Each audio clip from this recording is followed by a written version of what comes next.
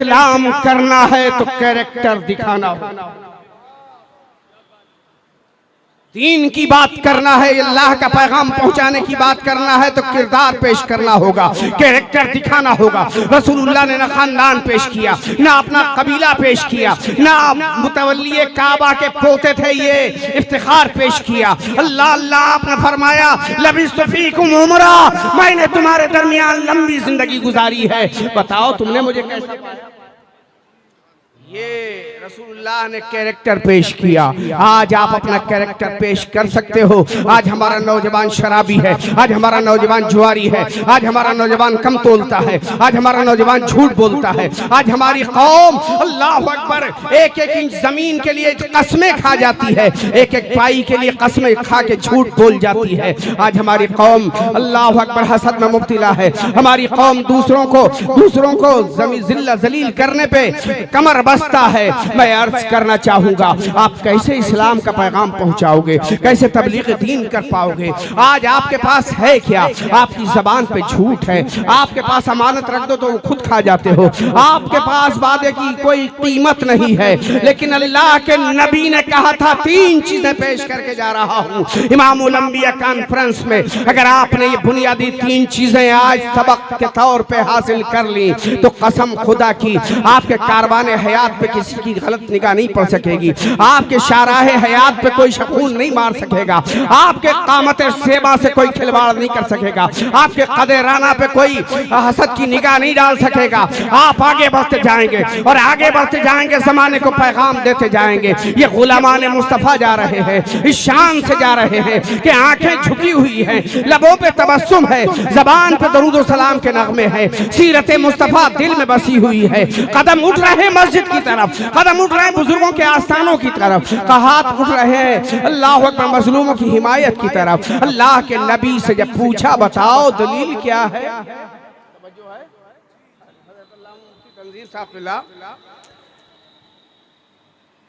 तो सामने वालों ने कहा कोई कलमा पढ़ने वाला नहीं, कोई नमाज पढ़ने वाला नहीं, कोई रोजा रखने वाला नहीं, कोई हज करने वाला नहीं, अभी कोई मुसलमान नहीं हुआ।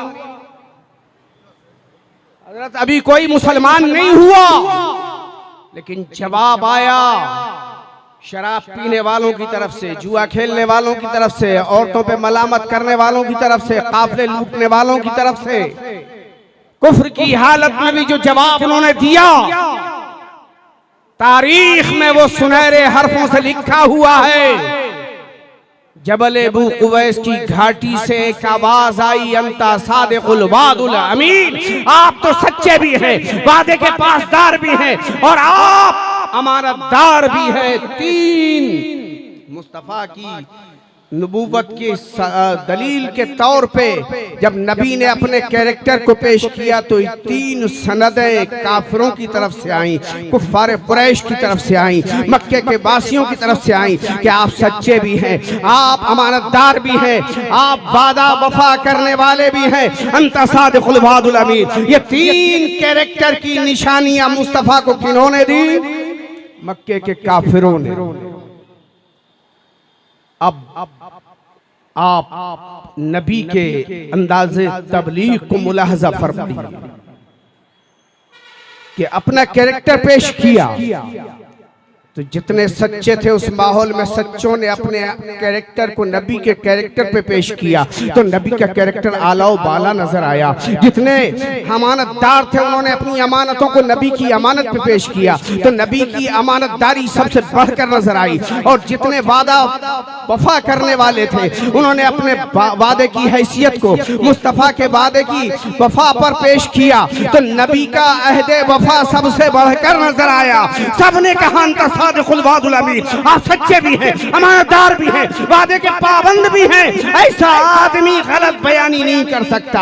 आपने दावा किया, दलील नहीं दी, हमें तस्लीम है। अपना कैरेक्टर पेश किया, हमने आपके कैरेक्टर को देखा है, बचपना देखा, जवानी देखी, आपका आज तक का जमाना देखा है, 40 बहारें हमने देखी हैं, लेकिन आपके कैरेक्टर में कोई लूज नहीं है, कोई मिस्टेक नहीं है। मेरे दोस्तों, तबलीग इस्लाम के लिए कैरेक्टर मुस्तफा दलील बनता हुआ नजर आता है। आपका कैरेक्टर क्या कर रहा है? आपका कैरेक्टर क्या कर रहा है? आप का बेड कैरेक्टर होटलों पे खाने खाता हुआ नजर आता है। आप बाजारों में हंगामा करते नजर आते हैं। आप चौराहों पे रास्ता रोकते नजर आते हैं। आप वादे के खिलाफ काम करते नजर आते हैं। तो आपका बेड कैरेक्टर मुस्तफा के उम्मती होने की हैसियत से आपकी तबाही का ऐलान नहीं कर रहा है, बल्कि इस्लाम के रास्ते रोकने का काम भी कर रहा है।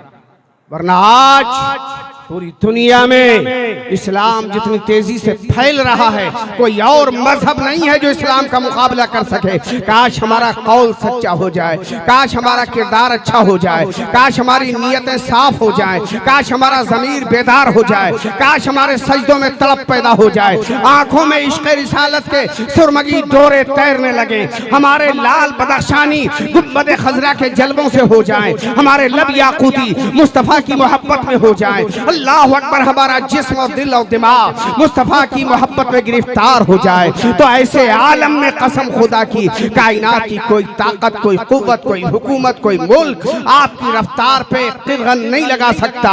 इसलिए कि इमाम अहले सुन्नत आला हजरत अजीमुल बरकत फरमाते हैं, उन्हें माना उन्हें जाना, न रखा गैर से काम, लिल्लाहिल हम्द में दुनिया से मुसलमान गया। ये तो उनकी मोहब्बत है, लेकिन आपके लिए पैगाम दे रहे हैं कि आओ उस्मानपुर में इमामुल अंबिया कॉन्फ्रेंस में बैठने वालों, चौराहों पे अल्लाह अकबर तबाही न मचाओ, होटलों में अपना पैसा बर्बाद न करो, हलाल और ना हलाल और हराम का फर्क महसूस कर लिया करो। आज हमारी कौम बड़े शौक से मैकडोनल्ड में जा रही है, KFC में जा रही है खाना खाने। मुझे तकलीफ हो,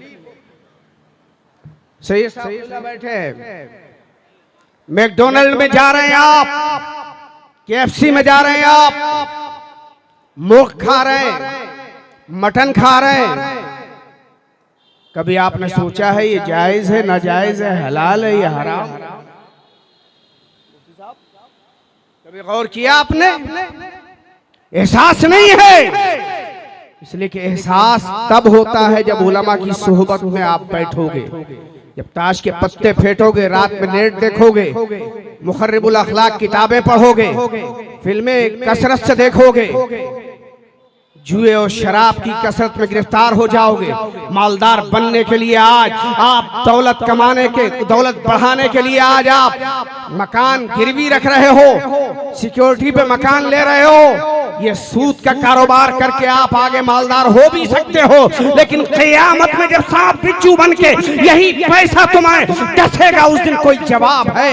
ये आप आज फैसला करके जाओ। इमामुल अंबिया कॉन्फ्रेंस मैं अर्ज करना चाहूंगा, बड़ी जिम्मेदारी से अर्ज कर रहा हूं कि KFC और मैकडोनल्ड में नाजायज गोश्त पकाया जाता है, उसे खाना हराम। और हर उस होटल पे जिस पे निगाहे मोमिन से गोश्त बच जाए, भले ही वो मुसलमान ने ज़िबा किया हो, मुसलमान ने पकाया हो, अगर निगाह मोमिन से गोश्त ओझल हो जाए वो भी नाजायज हो जाए। गोश्त के बारे में यही मसला है। तमाम अशिया में हिल्लत है, गोश्त में असल हुर्मत।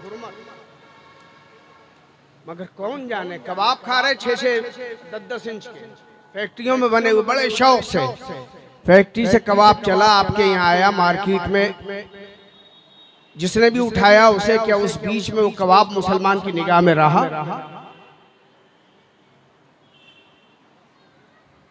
हराम गोश्त खाने के बाद आज आप इतने मजबूर हो गए कि रसूलुल्लाह की तौहीन होती रही और आप घरों से निकल के बाहर आने को तैयार नहीं हो सके। काश ये हराम चीजें आपके दिल और दिमाग पे न चढ़ी होती। तो हमने अपने बचपन में भी देखा है, नबी की शान में गुस्ताखी करने वाले गुस्ताखी तो कर देते थे, लेकिन पूरे मुल्क में ऐसा हंगामा होता था कि उन्हें भी छठी का दूध याद आ जाता था कि हमने किस शेर कौम से पंगा ले लिया। मगर तुम ये सब करते रहोगे, कैरेक्टर बर्बाद करते रहोगे। नबी का कैरेक्टर देखो, नबूवत जैसे भारी भरकम बोझ के लिए दलील सरकार ने अपने कैरेक्टर को बनाया। आप अपना कैरेक्टर क्यों तबाह किए हुए हो? इस किरदार को बनाइए, यही किरदार आपको यहाँ भी अच्छा रखेगा, वहाँ भी अच्छा रखेगा। आज ले उनकी पनाह, आज मदद मांगो उनसे, कल न मानेंगे क़यामत में अगर मान गया। मेरे भाइयों, मेरे दोस्तों, तकरीर मुझे बहुत लंबी चौड़ी नहीं करना है, बस 2 से 3 मिनट और एक पैगाम आपको दे दूं। ये इतने नौजवान बैठे यहाँ से वहाँ तक, इतने कसीर मजबे में क्या कोई कसम खा के ही कह सकता है आज पूरे दिन में हमने क्या क्या खाया है? तफसील बहुत मुश्किल है, मगर एक अल्लाह वाले को एक साहिब दिल ने दावत दी, बादशाह ने, सैयद साहब की सिफारिश पर।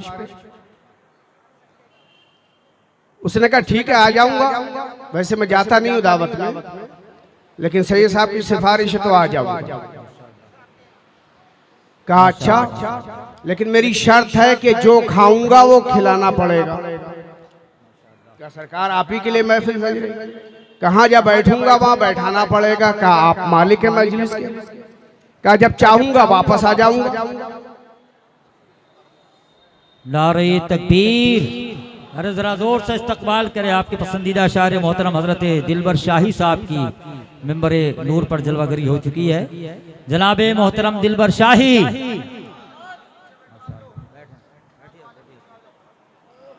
तो बड़ा खुश हो गया कि सरकार ने दावत शर्तों के साथ कबूल की, लेकिन की तो आए, जहां जूतियां रखी थी वहां आके बैठ गए।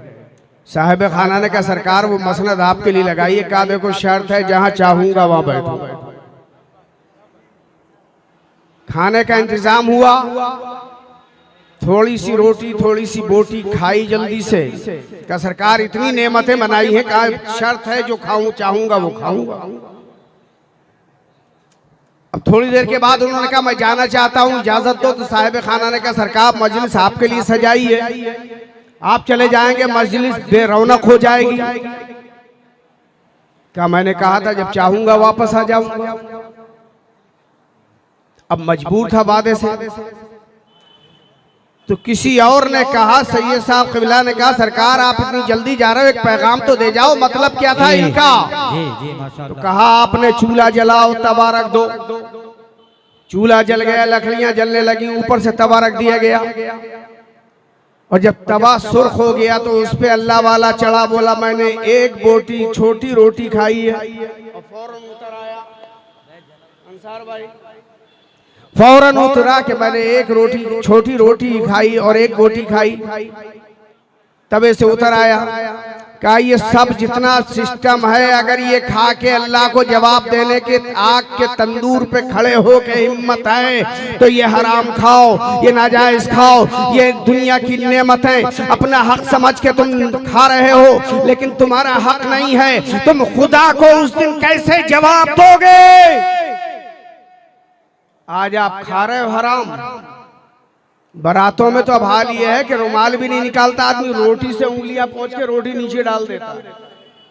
ये हो रहा है।